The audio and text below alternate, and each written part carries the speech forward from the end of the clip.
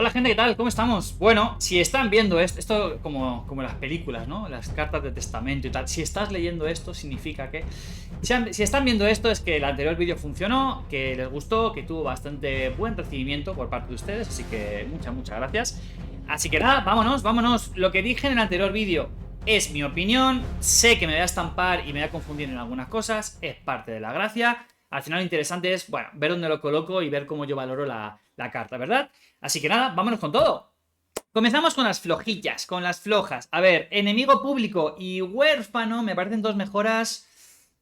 Por coste cero, poder ganar un escudo cuando derrotas a una unidad rival creo que es demasiado circunstancial. Creo que no es tan potente como otras recompensas que hay en el juego.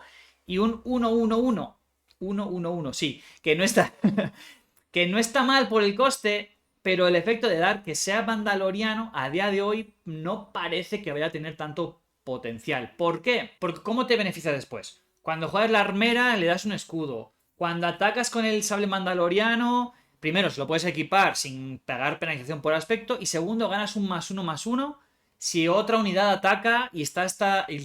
No sé, creo que es demasiado para lo que es. Prefiero llevar otras cartas antes que esto. En principio me parecen un poquito flojas. Pero hacer un Dragon Crate mandaloriano es divertido. Val, a ver. 2-2-4.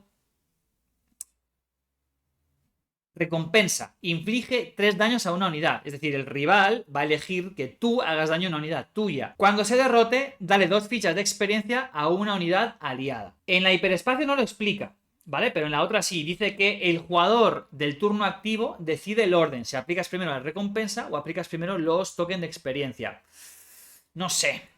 Siento, no sé, en un deck de tesón, de grid, bueno, no sé, la veo flojilla. Yo no la priorizaría para nada, la verdad. A continuación tenemos dos navecitas del espacio, el carguero y el saltador squad desartalado, que no me aportan gran cosa para construido, ¿no? Para Premier. 3-2-5, ok, mucha vida, pero tampoco eres una gran amenaza. Sí, lo puedes mejorar con Rey, le puedes dar tokencitos con otras cosas, no sé. Y el saltador squad 2-1-3, que al atacar muestras la primera carta de tu mazo. Si no es una unidad, le das un token de experiencia, un +1/+1 a otra unidad. Ni siquiera a sí misma. Si quieres dar token de experiencia a unidades, quieres tener muchas unidades.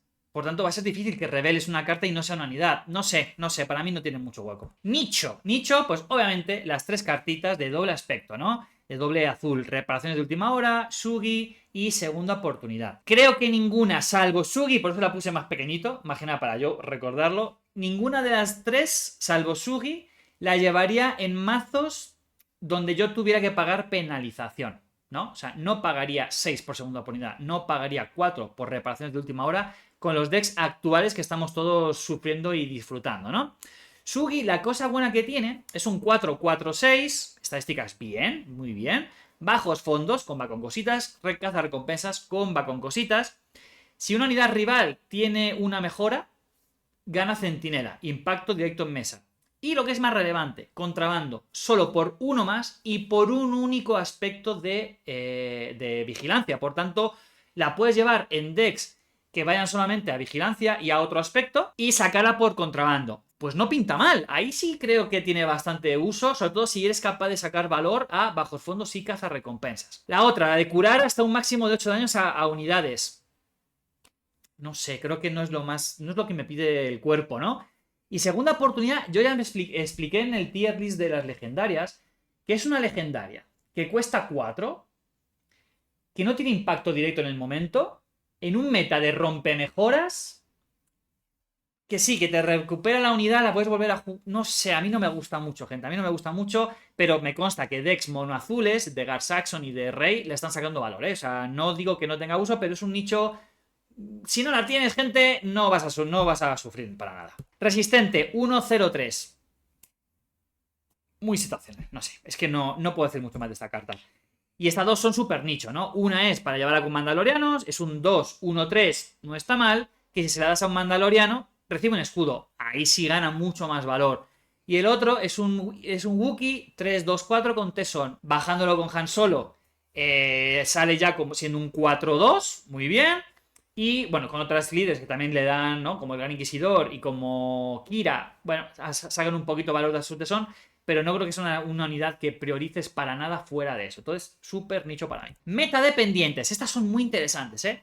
Encarcelado es un 2, cuesta 2, y lo que haces es que se lo das a una unidad que no sea un líder, y esa unidad a la que se la vincules pierde todas sus capacidades y no puede ganar nuevas capacidades. Por tanto, mejoras, palabras, o sea, todo eso, todas las cositas que le estén dando, gana centinela, gana escudado, gana no sé qué. Chao. Jugársela a alguien que tenga grit, que tenga tesón, pierde todo el valor, ¿no? Y suelen ser unidades que tienen poquito poder de inicio, mucha vida y compensan con tesón, ¿no? Se la pones y pierde todo ese poder y se queda con el daño hecho.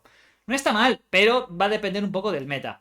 Fuga inesperada me parece una carta interesantísima. Al final es el efecto que tiene la navecita amarilla, la que tiene Leia unidad, ¿no? Que la juegas y puedes agotar una unidad. Puede ser tuya, pocas veces creo que lo vas a hacer con la tuya, pero al rival sí. Entonces yo, por ejemplo, en un torneo de solo set 2, llevaba varias de estas para lidiar con líderes enemigos o lidiar con unidades que tenían 5000 mejoras, ¿no? Y que yo no tenía el evento para poder derrotarla. Pago uno, te la giro y punto. Y además, si delante tienes cosas, el meta, ¿no? Tiene cosas de capturar, más valor aún. Giras, el rival no saca valor por atacar con ella y rescato a la unidad que estaba capturada. Muy buena carta, pero meta dependiente. Prueba de delito, necesita mejoras.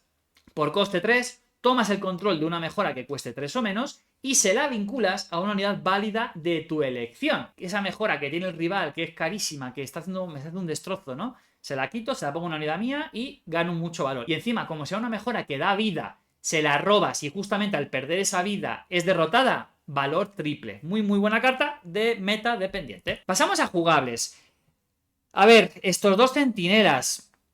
El 4-3-4, la patrulla de sistemas, esta fue utilizada bastante en el meta del set anterior, porque a veces el control azul quería controlar con centinelas, ¿no? En lo que va ganando, va avanzando la partida, llegan a cosas más pesadas, más costosas, de mucho impacto, querían poner centinelas. No es mala, es jugable y seguramente se va a seguir viendo en ese tipo de decks.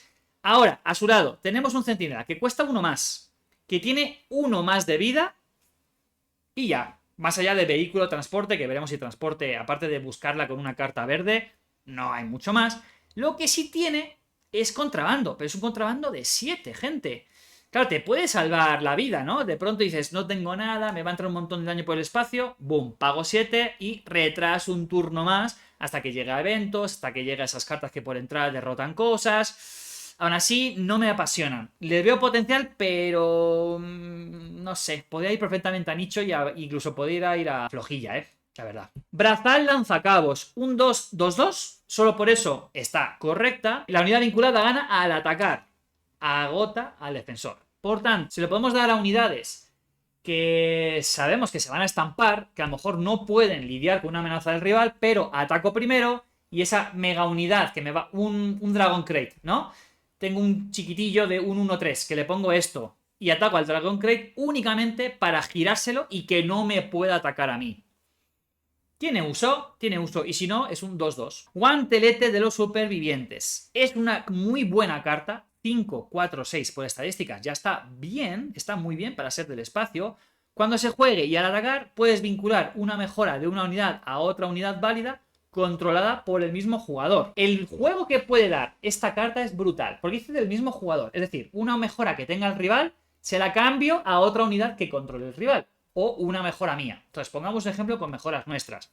Un mandaloriano, que además es mandaloriana, entonces tiene ahí más potencia. Un mandaloriano que tiene el sable oscuro, pega, ¿no? Le sacamos valor a la mejora, le pone el +1/+1 a todos los otros mandalorianos que tengamos en la mesa. El rival dice, bueno, ya está, ya ese sable no me va a hacer más daño. Jugamos de mano el guantelete y cambiamos ese sable a otra unidad que va a poder pegar y va a dar el beneficio del +1/+1, aparte de pegar con un +4/+3 a una unidad o a la base del rival.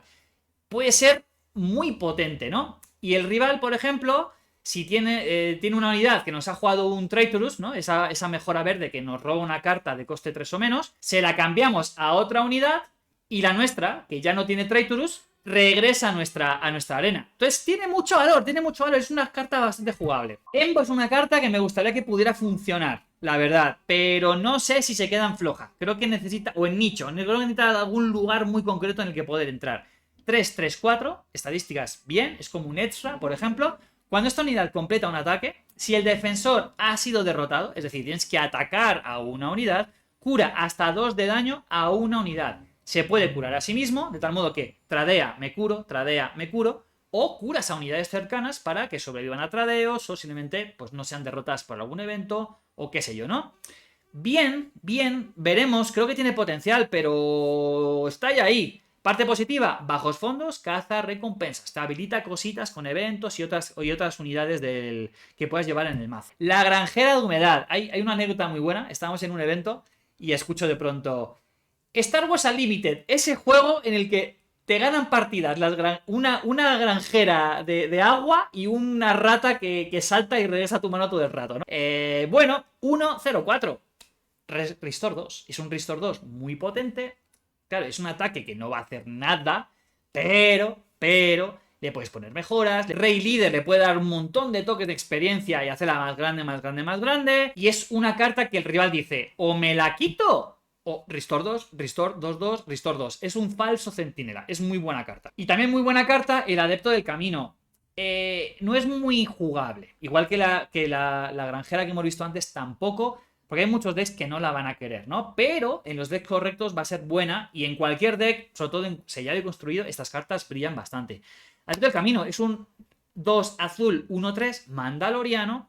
Al ser solo azul puede ir tanto en heroísmo como en maldad.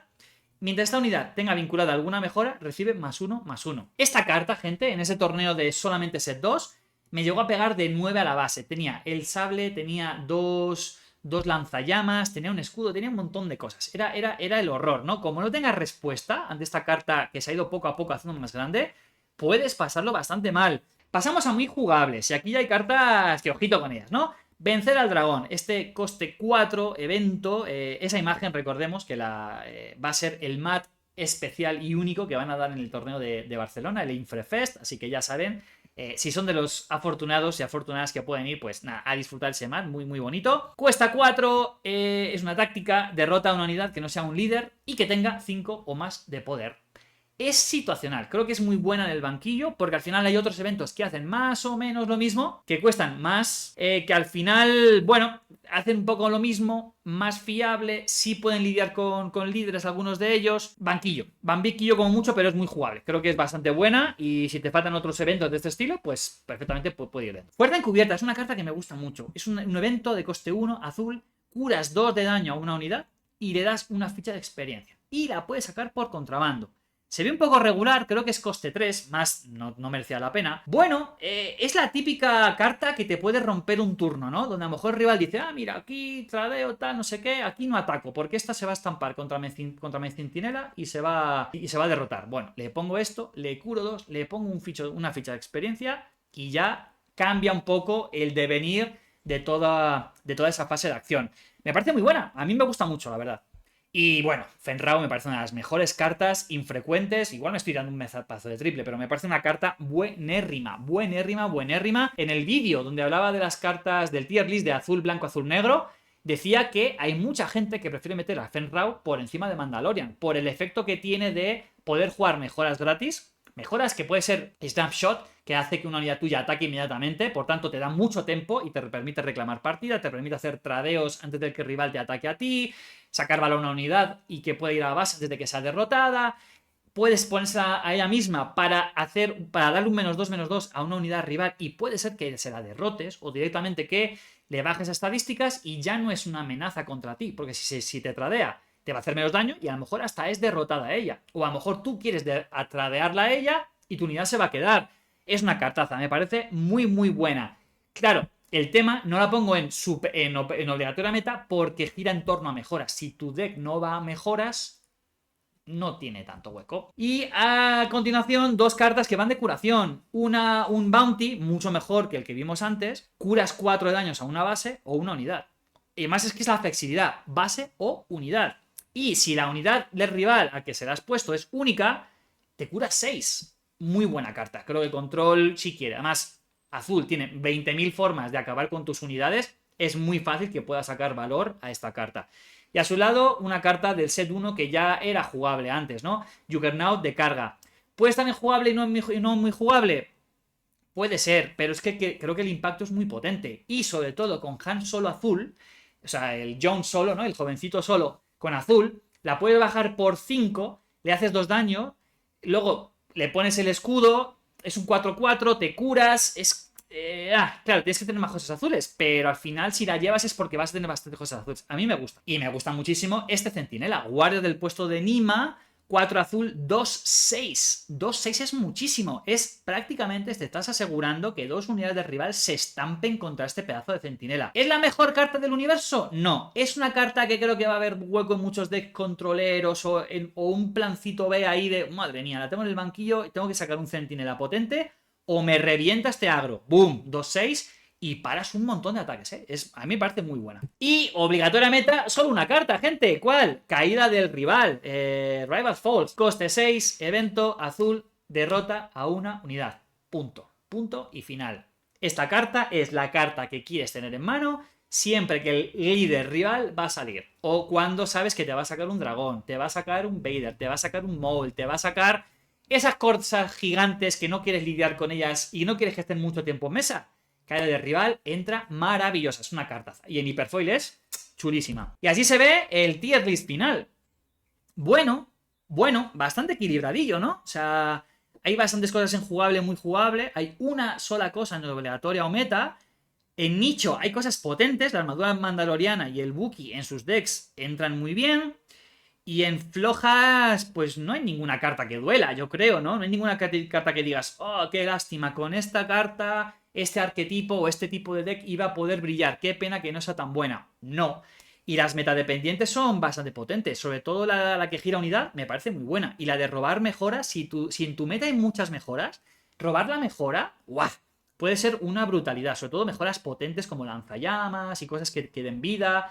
Es que puede ser el impacto de quitar unidades del rival a cambio de potenciar las tuyas. Muy potente. Me gusta mucho. Gracias, gente. Espero que os haya gustado. Veremos si hay más vídeos de estos tiers, ¿no? Veremos si estos 2 vídeos de azul les han gustado. Y si sí, pues nada. Creo que viene luego astucia, porque en un directo la gente votó y puso astucia, vigilancia, astucia, vigilancia, astucia, vigilancia.